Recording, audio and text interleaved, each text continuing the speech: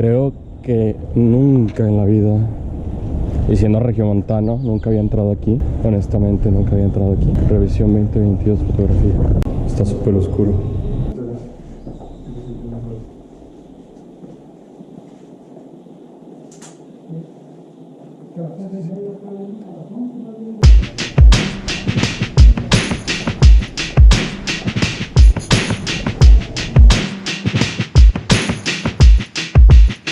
En el 2010, ya con la película del infierno, esa de Luis Estrada, Bala Perdida, ya ese material ya venía, un material que era de poliéster.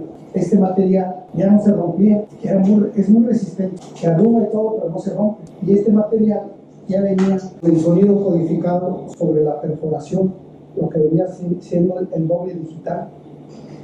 Con un lente infrarrojo que apuntaba directamente, se ponía un brazo en el proyector y el infrarrojo apuntaba directamente a la codificación del sonido, y esto era lo que teníamos, un sonido 5.1 cuando empezaba, que era el doble digital, que era un sonido envolvente que se oía, ya empezaba a oír en todas las, izquierdo, derecho, que venía ya siendo su buffer, su room, y los diálogos nada más se oían en la parte de adelante.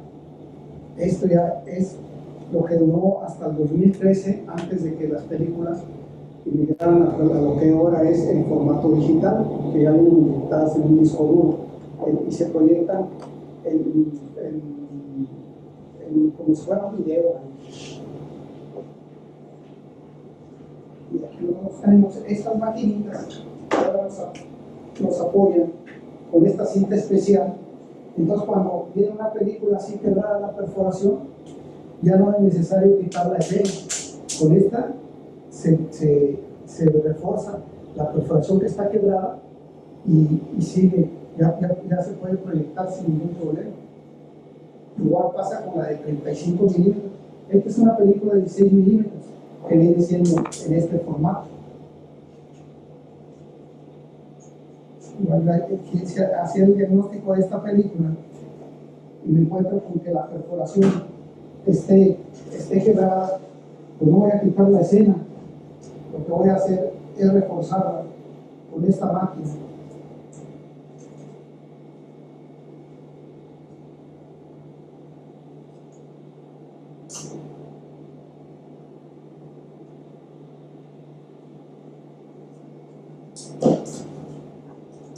Como es tan delgada, pues no se nota ni afecta, y es perforadora a la vez, y ya no hay necesidad de que se pierda la escena o el cuadro de la película. Igualmente pasa en los de 35 milímetros. Y ya en la ventaja de estas películas de poliéster es que estas sí se podían hacer todo el trabajo con esta máquina y esta cinta. Y las películas de retrato no. Estas películas tenían que, al decir los 4 cuadros, tenías que cortarlo con las tijeras y luego rasparle un positivo y negativo y luego pegarlo con acetona, con el que se despintan las uñas, y quedaba una pegazón así, pero ahí sí se perdía la esencia, como pueden ver aquí. Ahí, esa es una pegazón con acetona, no con cinta. En cómo tiene raspado un positivo y un negativo, y luego se empalmaba la escena y se le ponía una gota de acetona. Él le daba rápido, pero tienes que ser muy práctico al ponerle la gota, porque si le ponías gota de más, se hacía muy gruesa la pegazón, y a la hora de pasar en el proyector, se reventaba. Ahí se atoraba, porque en el cuadro pensador y la película, todo es muy estrecho. Y con este aparato, aquí nosotros contamos, en Estados Unidos se maneja por pies, pero aquí nosotros le decimos los minutos que tiene cada rollo de cada película, porque como ustedes saben, las películas anteriormente se componían, dependiendo de la duración, eran los rollos de la película. Podía ser hasta como esa de Luis Estrada, de 8 rollos, la que era la de. Y con este lápiz nosotros hacemos el diagnóstico del grado de avinagramiento o la descomposición que tiene cada rollo de la película. Estas son unas cintillas muy especiales que al posesionarse, su color neutro es azul, pero al posesionarlo en el rollo, si tiene grado de acidez o que se le conoce mejor como un grado de avinagramiento, es una descomposición por los químicos, por lo que está hecho la película, y empieza a oler a vinagre muy fuerte y la película se empieza a manchar y a empujar. Y posteriormente, a veces puedes ver el rollo así, pero esa bacteria la ataca de adentro y empieza a ser como tipo burbuja, y como es igual que la fotografía, es un plastificante que viene impresa la imagen. Entonces, al tener el exceso de humedad y ese avinagramiento, empieza a desprender la imagen hasta que te queda completamente así blanca. Se pierde y se empieza a ondular, después se empieza a contraer. Y anteriormente, cuando eran las películas de nitrato, pues esas ya en tanta humedad y si las exponías al sol, solas se prendían. No había necesidad de hacer más nada. Solas empezaban a prender. Pero ya cuando está todo este proceso, que son unos diferentes formatos, es una película de 8 milímetros, después sigue la de 16, después la de 35 en acetato y la de poliéster. Y aquí tenemos un proyecto donde pasamos las películas de 8 milímetros.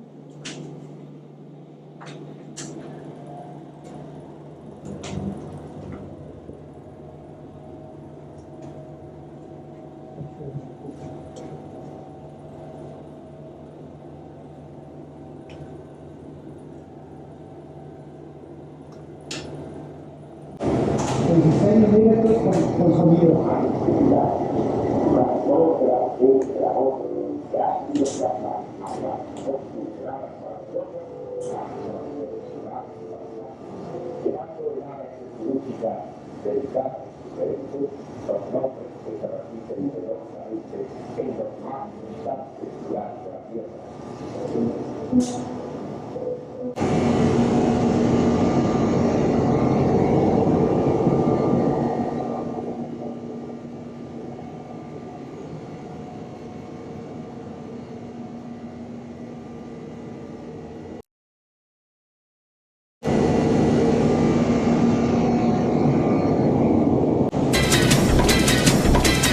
Esta área la conocemos como la prebóveda porque aquí es donde se resguarda el material que requiere que esté menos frío, que es las películas del infierno, La bala mordida.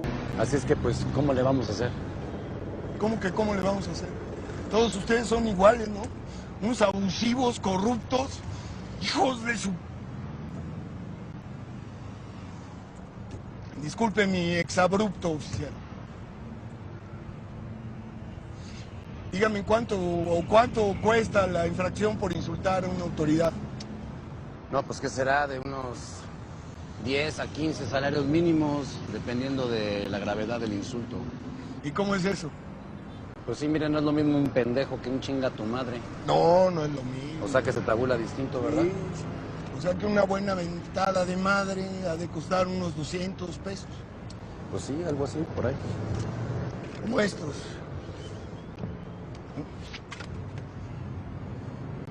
Vaya usted y chingue a toda su reputísima y puta madre, pinche policía naco de mierda. Ya nos ande pasando alto. Sí, ve a agarrar a tu mamá, pendejo. No requieren de mucho frío, entonces aquí se resguardan, aquí cuando llegan se les pone, casi la mayoría de las películas vienen sin este centro de plástico que es para que la película se mantenga en una posición más recta. ¿Cuáles son de las películas más vistas o más solicitadas? Por ejemplo, la de El Castillo de la Pureza, Los Olvidados, es una película muy emblemática del cine nacional, ¿verdad? Sí. De las más fuertes. No la he visto, pero sí me suena el nombre, Los Olvidados. Sí. Sí, es que casi la mayoría de las películas aquí tienen entre 40 y 50 años. Porque son, por ejemplo, esa de allá en el Rancho Grande es de 1938. Es de las primeras. ¿La de Agustín Lara? No, bueno. Es una película aquí ok. de Tito Biza, que fue de las primeras películas que se hicieron de charros. Ok. Cuando estaba la Segunda Guerra Mundial, que nadie en el mundo hacía cine más que en México. Ok. Entonces de ahí surgió la idea de hacer esa película y se hizo muchos doblajes en diferentes. Los Olvidados. La de, ¿no? Ahí en La el de Rancho Grande. Ahí en el Rancho Grande. La de Los Olvidados también se ha proyectado en cines de Cannes o en Holanda, en Ámsterdam, de cine mexicano, donde se hace festivales. Ajá. Y otra también que piden es la de Amelia, que es una película muy reconocida, pero como fue la primera película que se hizo de una ópera prima de Juan Guerrero, entonces esa película la piden muy seguido y casualmente nadie la tiene más que la Cineteca Nacional. Un tono existencialista muestra el vacío de la vida. Su joven protagonista, Jorge, solamente vive para matar el tiempo. Es oficinista y no tiene ambiciones. Gana el dinero que le resulta necesario para vivir, ir al cine, emborracharse con sus amigos. Conoce a una muchacha, Amelia, quien también es empleada de oficina, que le hace pensar en la posibilidad del amor y la ex esposa. Poco a poco se va dando cuenta que Amelia le estorba en lugar de ofrecerle otros panoramas. Añora su vida de soltero y sus jergas donde solamente se hablaba de perder el tiempo, matar el tiempo. Le asusta la idea de ser padre y siente alivio cuando Amelia le asegura que le ha vuelto la menstruación. Cierto día simplemente le dice que no la quiere, luego se lo enfatiza. Amelia, hasta entonces sumisa y esperanzada, cae en la realidad de su existencia. De nada le sirve seguir la rutina o vivir al lado del hombre que ahora odia. Amelia se suicida con gas, Jorge vuelve a su vida de antes. Qué chido. Y no porque se haya adquirido, sino porque, como les comentaba, la mayoría de las películas llegan por donaciones. Entonces esa película de Amelia llegó en 300 películas que donó una compañía que se llamaba Películas Nacionales, que estaba en Torreón. Y dentro de esas 300 películas venía esa, ahí está El Detalle de Cantinflas, esta de Los Olvidados. Pero como eran películas que se exhibían mucho en el cine comercial, entonces aquí sí se les metió mucha chamba, porque estaban completamente ya onduladas, ya unas venían con un grado de avinagramiento, con rayas visibles en la imagen. Entonces ahí se tuvo que hacer un diagnóstico de agarrar rollo por rollo y irlo poniendo, reforzando la perforación. Ok, irlo reparando. Sí, Okay. para poder hacer proyectar esa película, y que es lo que hacemos aquí en la Sala 2, que cada fin de cada jueves se proyecta una película de la serie. Por ejemplo, como ahorita se va a proyectar La Vía Antonieta, a las 4 y a las 6. A las 4 y a las 6. De la serie. Ok. Tenemos otra en 35. Si 70 milímetros no tenemos. Es que ese formato casi no fue muy comercial. Okay. Nada más lo usaron como para ciertas películas. Por ejemplo, la de Ben Hur era de 70 milímetros. Esas películas de Moisés y todo eso, que se requerían de ver escenas más fuertes o más amplias, sí venían. Y el otro formato que también era el cinemascope, era donde se comprimía la imagen y se veía alargada en la pantalla. Okay. Qué chido. Todas las películas venían en rollitos de 7, de 8 minutos. Por eso la mayoría de los cines se proyectaba con carbones, no como ahora con un foco.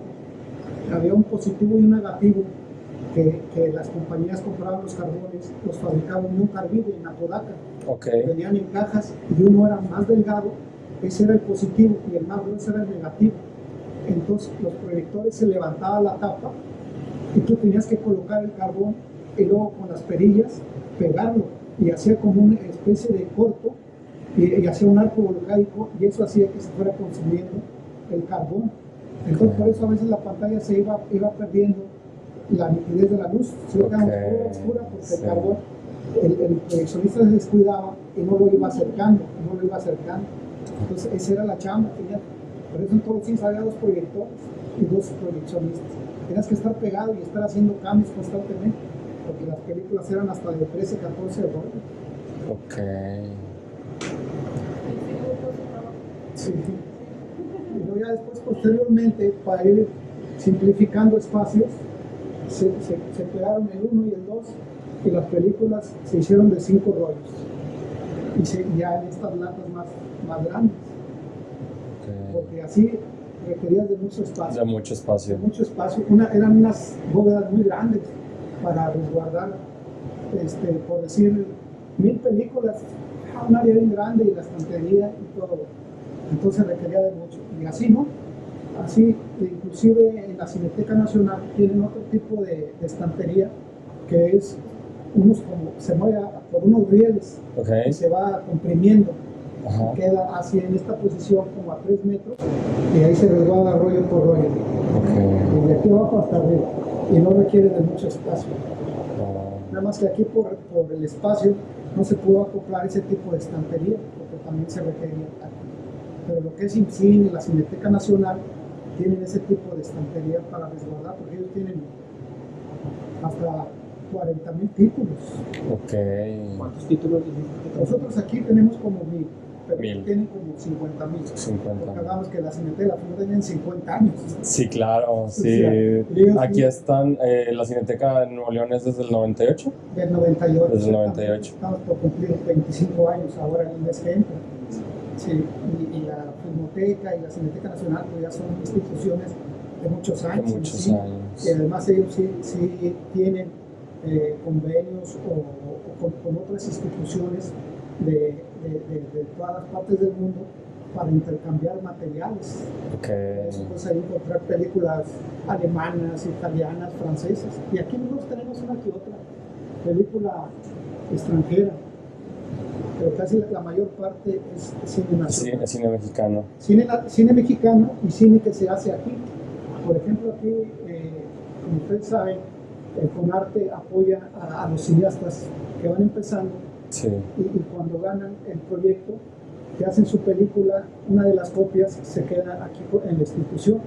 En este caso es como la película de La Cumbia Callera, que se hizo en la parte de lo que es la Independencia, cuando todavía no estaba la Macroplaza, lo que era el antiguo Monterrey. Sí. Entonces estas películas, aparte de ser una película, ya queda como algo biográfico. Claro. Porque ya ves el Monterrey antiguo, ves la película, ahora hay una Macroplaza ahí.